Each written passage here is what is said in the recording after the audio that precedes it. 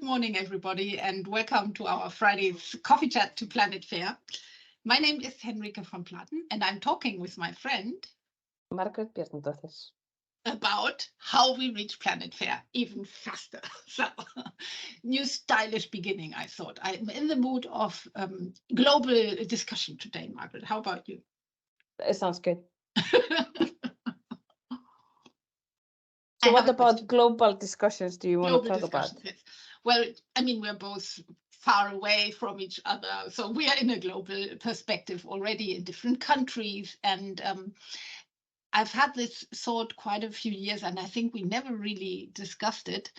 And I remember that in Germany, I used to talk to companies on city level that they were like saying, oh, I paid more in maybe Munich because it's more expensive than in Berlin. So same job, same positions, same whatever you want to call the level, used to get more money in one city than the other.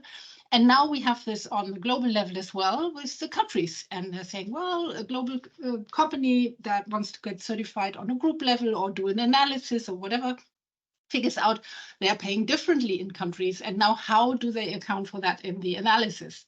And I have like two ideas to that, and I would like to know what you think about it or how you would approach it. One is companies just integrate the country as a variable in the analysis. And then I look at it and I think, well, if you just use the country, but you don't really know why you differentiate the wage in the countries or by how much you differentiate the wage, it wouldn't be enough for me. And the question is, would you sort of say use a living cost index, a Big Mac index, something that says, okay, I pay X% more in X country than in Y country because the living costs are more expensive. And I want my employee on level X3, for example, to have the same standard of living no matter where in the world that person lives. And the other version would be the idea of doing separate analysis for each city or country, and then using the weighted average of them without probably having that kind of index. So long story, short question, what do you think about that? Yeah, a couple of comments, and then I'll dive into the details. So geographical pay differences, very, very common, not only in Germany, as you were mentioning, but this is a very common practice in the US. And there's a really interesting ongoing discussion on kind of US conversation platforms where I spent some time about how do we then benchmark remote work, right? Should that then be, because then the employee can be sitting wherever, and should we then benchmark against the cheapest location or the most expensive location or the national average? So that's, and companies are evolving in that, how to really price remote work. So that's one comment that I had. And my second comment before I dive into what I think about this is that when you were describing, including country in your model, you were saying, oh, but then I want a reason for why I'm including it. But I would argue that the same hold if you run a separate model. That doesn't change it. Like the end effect is the same. So I don't think that's, why we pay what we pay globally. We need to, know why, independent of our modeling approach. It doesn't matter if it's one universal model or, a model per country or how we want to do it. So then let me give you my 2 cents on how we should do it. But I like your 2 thoughts. I like those thoughts. Yep, good. Okay. So, so there, like with any pay equity analysis, we always have to balance the size of our population and what we can do. So if we are talking about smaller organizations, let's say hundreds of employees that have global operations, then we need to be more conservative. And then we simply are just not in a position to be able to split the analysis up by country, because then, when we isolate each country on its own, then, we won't have the statistical power that we need to understand, for example, the impact of tenure. How do we understand the impact of tenure from 10 people when we are kind of trying to understand grade and tenure? We can't do it. So when we have a limited employee scale, we probably need to take your first approach, account for the country, but have one global model. So then what is critical is that we then have the same pay philosophy across our locations, right? So if there are fundamental differences in how you pay in Germany versus Vietnam versus the US, and you're a small organization, then maybe, yes, we have to split it up, and then maybe we have lost what we can do with regression. So, we need a minimum number of employees.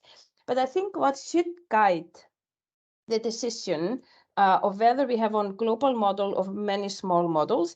One is the size of the organization. So if we have a smaller organization, we might want to go with a global model. But then let's say there are differences between Germany and the UK. Well, we can capture that within country-specific variables that don't affect anyone. So let's say the union contracts in Germany, we can put in union-specific variables that capture the characteristics of the contract or whatever it is. And then we have that just zeroed or nulled out for everybody in the UK, so it won't affect them. What I'm trying to convey is that there are tricks that we can play, that even if we do a global analysis, we can capture the characteristics of the individual locations through, trying to capture them through specific variables.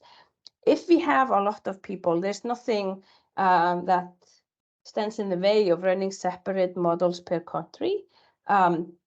And it gives us the flexibility to kind of capture country specific details. One thing I would say in the middle, there's always a middle ground. So what we've seen with kind of middle-sized companies, not in the true sense, but in terms of populations, is sometimes we do this by region. Like when we don't have the statistical power to do it per country, sometimes we do it by region. So, and the thought there is that sometimes we see regional differences in the pay grade structure. So what do I mean? So in one country, when you think about pay structures and pay grades, you see kind of the increase in pay goes rather flat and then very sharp at the end, right? So that's kind of typical. But we see the CEO is really high, and maybe the management level next to them is also quite high. But this structure, like how the grade affects your pay, might differ by the region or might differ by country. And then we want to be kind of mindful of that, especially if we have a global model. So we might have to go regional or, so bottom line, you need to tailor it to your organization. I think that's right on the 8 minutes. So maybe maybe that's the message here, is that you really need to think about, okay, what is my organization? What is my pay philosophy? And then, thinking and making these decisions on the modeling approach and just basing them in pay equity, right? So that's what we're trying to do. We're trying to measure if there's systematic bias. So how do I best do that based on my employee population? Yeah, cool. Wow. I need to think about this. I like it because in general it says, and we had this discussion, it's back down to the point where we say cultures are different, companies are different, they have to find their own fair culture and model. And then thinking of what we do when we certify one, well, we need the best explanation. They need to make sure that they can explain why they feel that what they have been thinking about is actually fair. And if they can explain that and be transparent on it and everybody understands it, we are again at the point where we say, okay, then here you go. And it might be like 3 or 5 different versions of it. Yeah, perfect. Thank you very much. That was a great conversation, Margrét. Cheers on a coffee. I look forward to the next time. Goodbye, everybody. Happy weekend. Bye. Yes. Bye-bye.